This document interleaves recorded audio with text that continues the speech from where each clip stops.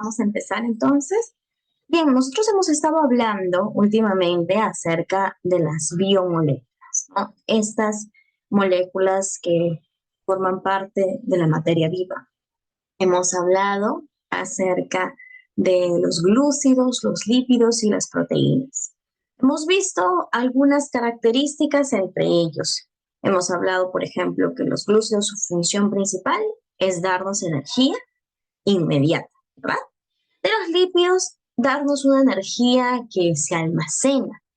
Y de las proteínas, poder, entre otras cosas, ser un constructor en nuestro organismo, ¿no? Tienen función estructural, enzimática, de transporte y muchas otras más. Hemos visto también que cada uno de ellos tiene sus clases. Hemos visto también su unidad, por ejemplo, en el caso de los glúcidos, la unidad o la parte más pequeña de un glúcido es el monosacárido. Hablamos, por ejemplo, ahí como monosacárido de 6 carbonos, teníamos a la glucosa, a, también teníamos ahí a la fructosa. Hemos hablado también que la unidad de los lípidos depende de qué lípido sea. En la mayoría de los lípidos son los ácidos grasos más un alcohol, que en algunos casos son el glicerol y en otros va a variar. Y en algunos lípidos, como los lípidos derivados, en este caso sí la unidad pues cambia. En cambio, en las proteínas, la unidad siempre van a ser los aminoácidos. Justo ayer estábamos hablando, por ahí el micro, por favor. Gracias. Justo ayer estábamos, uy, ¿quién está con el micro encendido? Por favor, si lo puede apagar. Les comentaba entonces que ayer estábamos mencionando que una proteína es una larga cadena de aminoácidos. Sin embargo, lo que hace diferente a una proteína de otra es cómo está la secuencia de aminoácidos, ¿no? Esto va a cambiar las características de la proteína. También hemos visto que se habla de una proteína cuando la cadena de aminoácidos es mayor a 50. Antes de eso, se denomina que es un péptido. ¿No? Puede ser 2, dipéptido, puede ser menor a 10, oligopéptido, mayor a 10, polipéptido. ¿No? Eso hemos estado hablando ayer. Y bueno, hasta ahí hemos finalizado con el tema de las biomoléculas. Y ayer también entramos un poquito a hablar acerca de la citología. Para los que el internet no me pudieron escuchar muy bien por problemas de internet, voy a hacer también un pequeñito repaso. Hablamos, por ejemplo, de que la teoría celular o la célula en sí misma se descubrió en 1665. Robert Hooke fue el primero en observar una célula. Se le dio el nombre justamente por la forma de celita que tenía. Y posteriormente, ya en la década de 1830, comenzaron los avances sobre esta teoría, descubriéndose el núcleo, el protoplasma, que hoy sabemos que es el citoplasma, descubriéndose también que la célula solamente viene de otra célula y que todos los animales y plantas poseen células, ¿no? Eso es lo que se descubrió en aquel momento. Hoy sabemos que una célula es la unidad anatómica, funcional, estructural y genética de todo ser vivo. Toda la información para ser un ser vivo se encuentra en la célula. Clasificaciones de células hay muchas. Por ejemplo, podemos hablar según su forma, según su tamaño, pero la que más nos importa es según su complejidad. Y hablamos que habían dos tipos de células según su complejidad o evolución. Las que no tienen núcleo y las que sí lo poseen. ¿Recuerdan cuáles eran?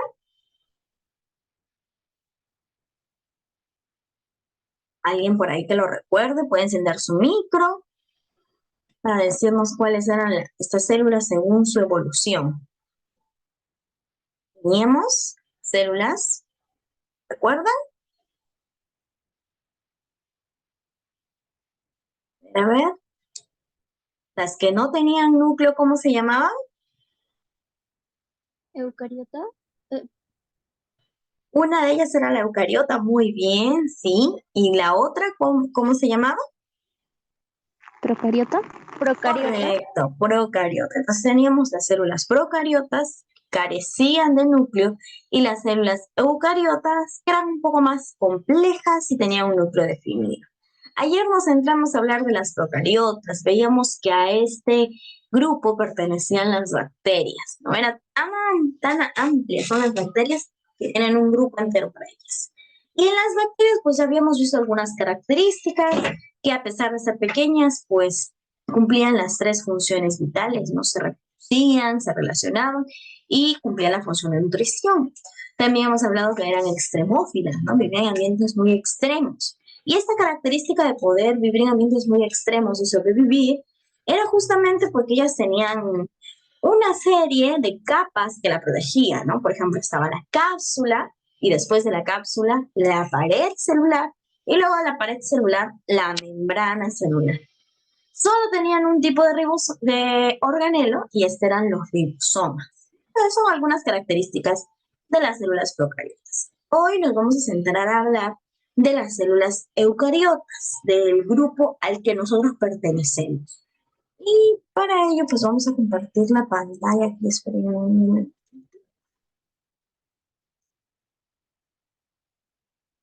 Ya está.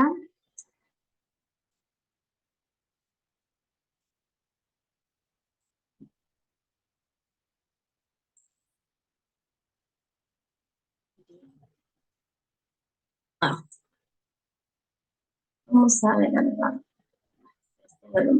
pasado.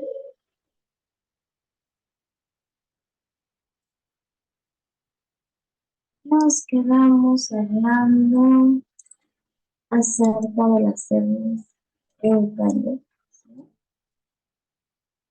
Esto también lo vimos.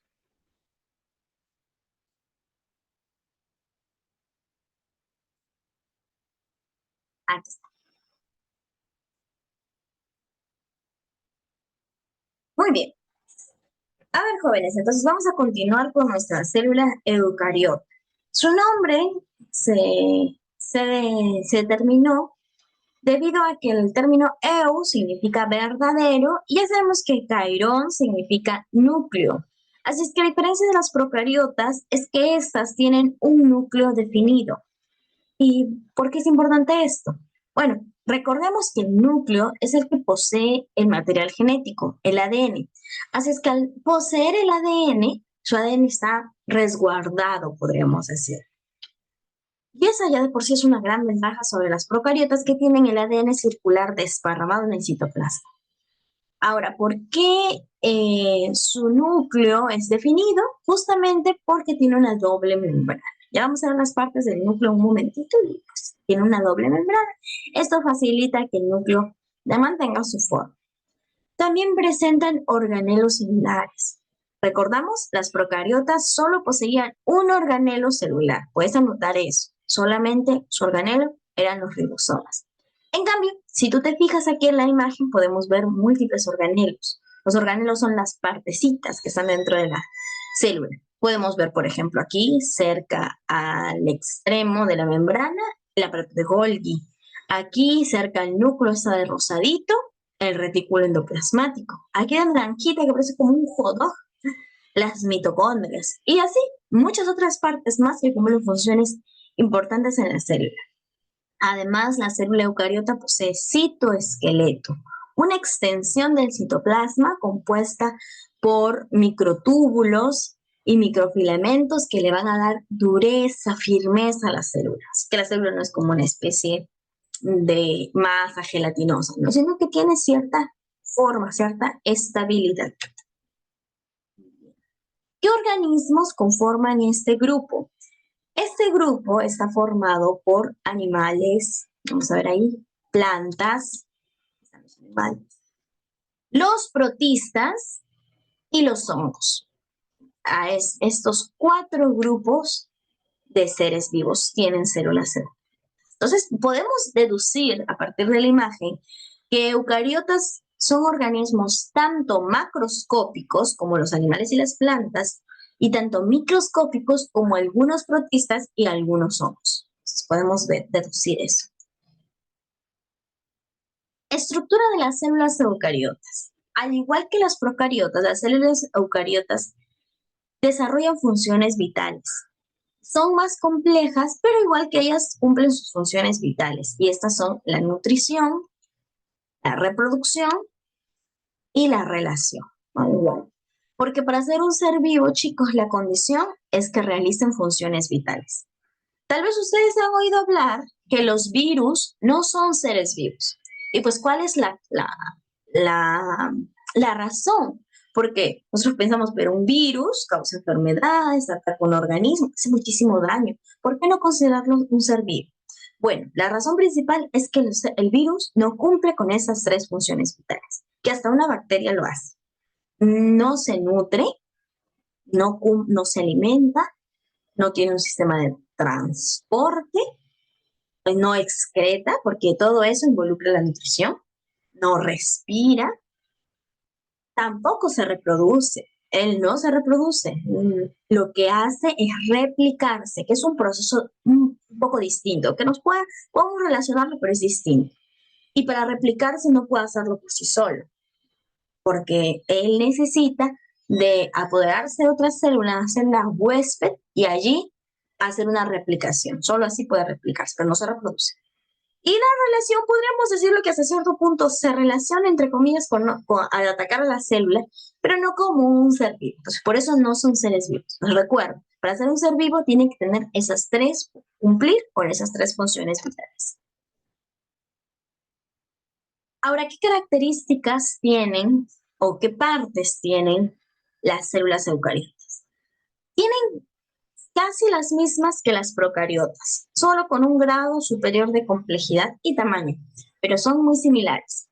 Aquí sí lo que no vamos a encontrar es cápsula. ¿Te acuerdas? En las procariotas había una membrana que las rodeaba, la primerita, la cápsula.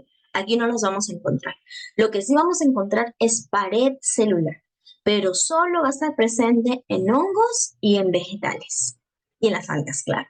Solamente en estos organismos. La pared celular les va a brindar dureza.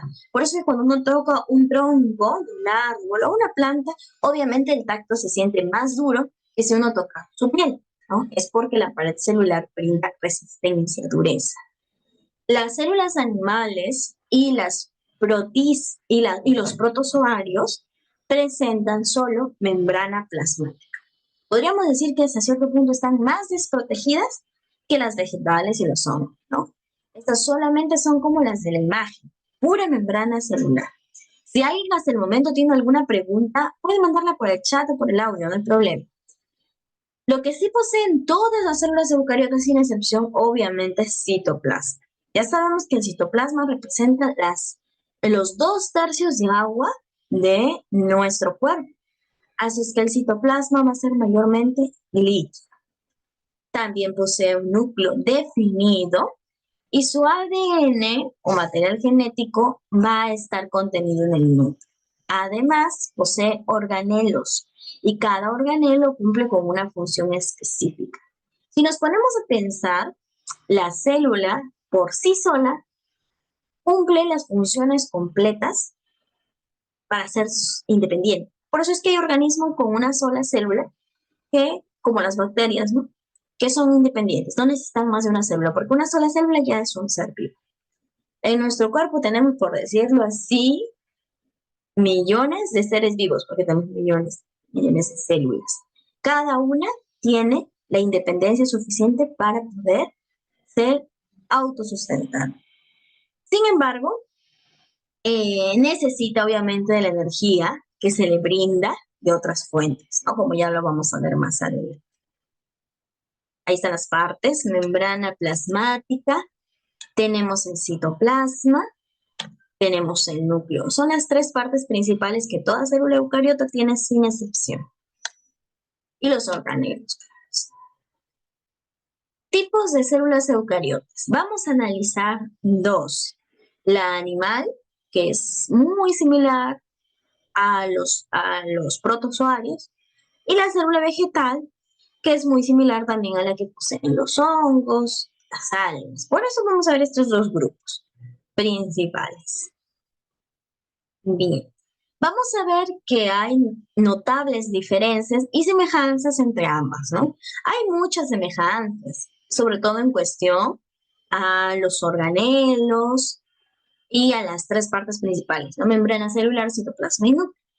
Pero también hay diferencias, sobre todo, por ejemplo, en la forma, en la pared celular en el caso de los vegetales, y en el caso de los animales, pues no posee. La forma también, ¿no? Aquí tenemos centriolo en los animales y no en los vegetales. Ya vamos a ver qué otras diferencias podemos hallar.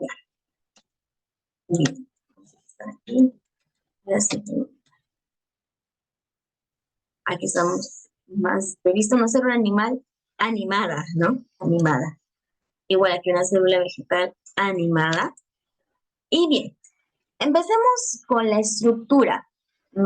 De afuera hacia adentro nuevamente. Encontramos una cubierta celular, que esta está solamente en el caso de las plantas y hongos, que es la pared. Una membrana celular como la que nosotros vemos aquí, compuesta de lípidos, un citoplasma, porque las células no son huecas, y un núcleo definido.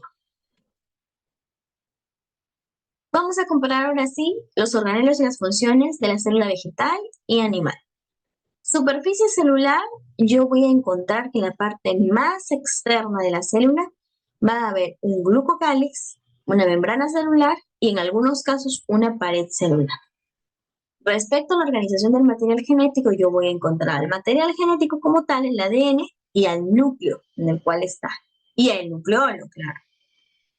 Y tenemos a las estructuras citoplasmáticas, que son los organelos. En la cubierta o superficie, ya decía, vamos a encontrar pared, glucocáliz y membrana celular. ¿Qué es cada uno de estos? Pues bien, empecemos con la pared. ¿De qué está hecha la pared celular? Está hecha, como tú puedes ver allí en la imagen, de celulosa. Celulosa. Es que la planta, en su mayoría, nos quedan unos 10 minutos, 11 minutos, ya está.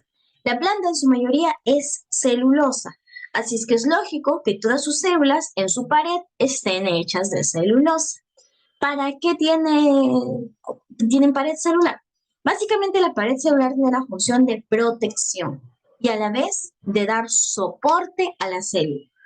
Esta va a permitir, va a ayudar a la planta a que pueda soportar, por ejemplo, las inclemencias del clima, a la presión, tal vez ahí los golpes, ¿no? Por ejemplo, cuando una plantita la vemos, llueve, la plantita no se va a escapar, no hace desplazamiento, pues va a permanecer ahí y para poder soportar, pues necesita unas células más resistentes. Esta envoltura va a proteger a la célula de los traumatismos, o sea, los golpes. También la protege del excesivo ingreso del agua. No permite que la célula se llene de agua, tal punto que la célula podría explotar.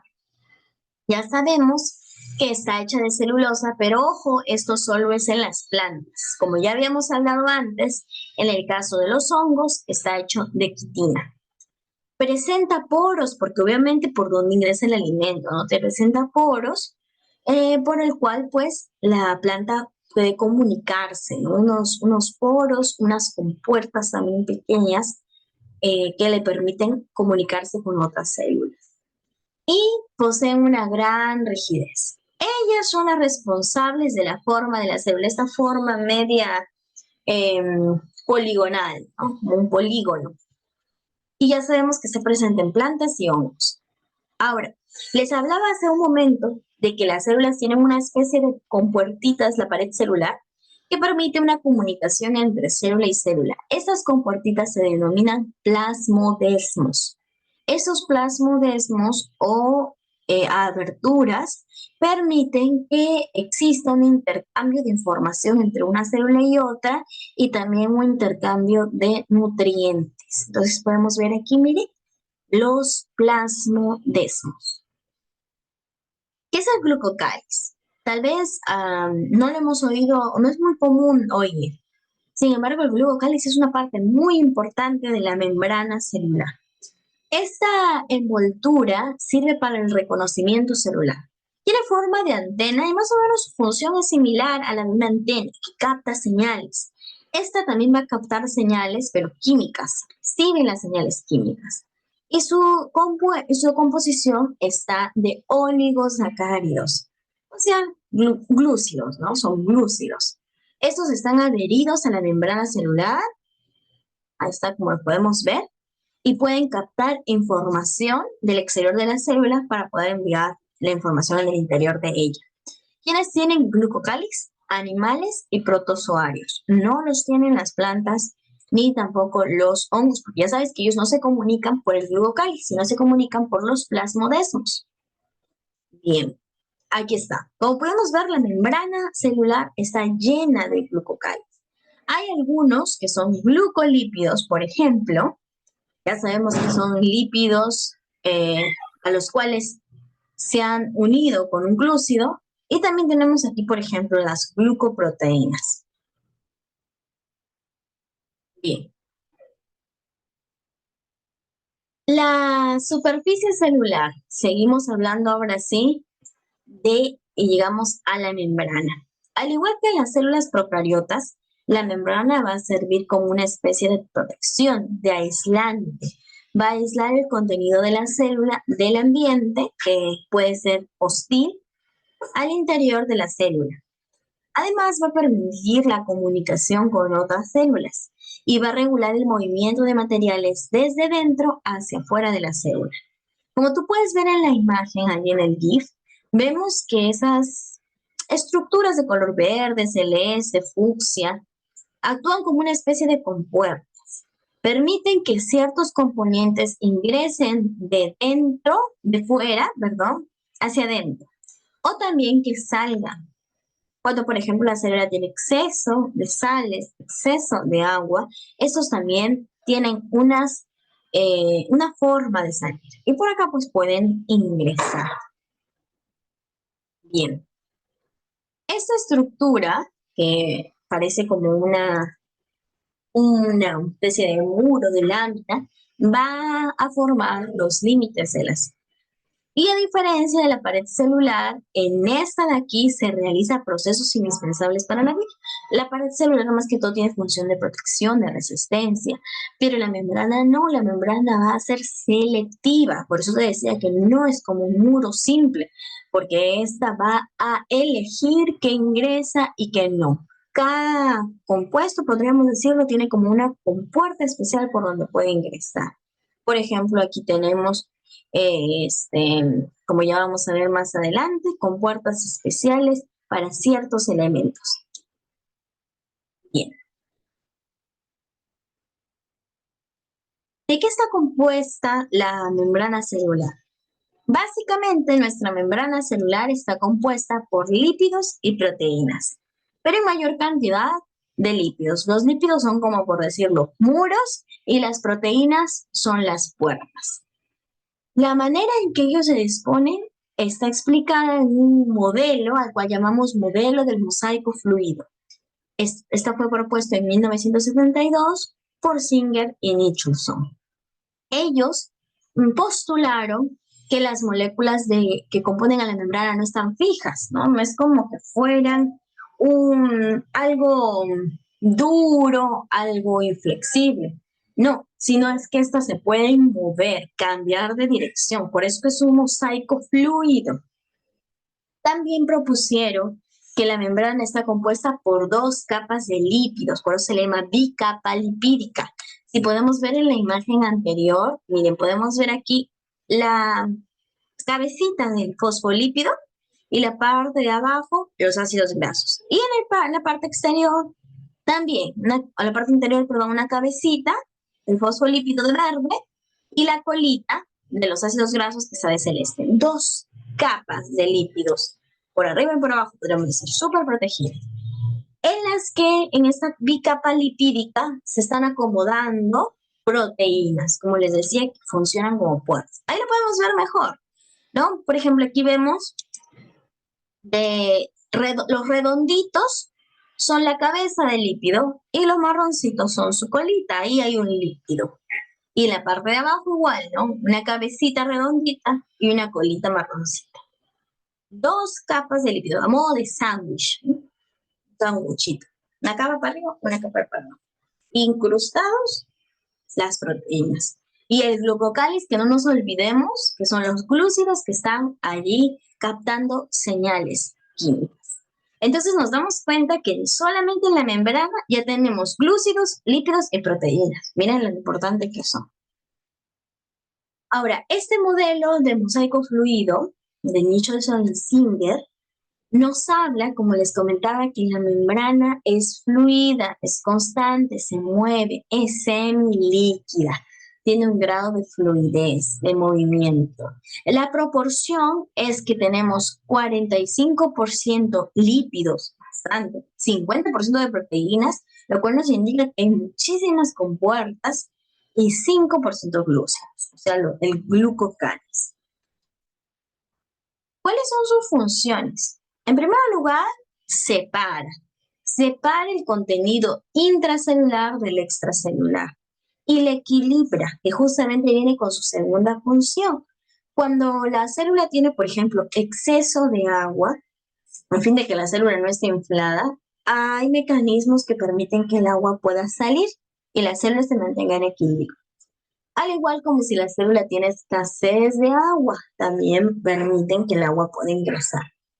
Justamente esto viene con el transporte. Transporta sustancias del interior al exterior de la célula y viceversa. Y para ello cuenta con un mecanismo que es el transporte activo y otro que es el transporte pasivo. Como su nombre nos lo dice, el activo va a consumir energía, mientras que el pasivo no le genera ningún vacío a la célula, no consume energía. En el transporte pasivo se obedece a las leyes de la física. Es como que, por ejemplo, yo dijera, ¿no? A ver, tengo esta, es un espejo.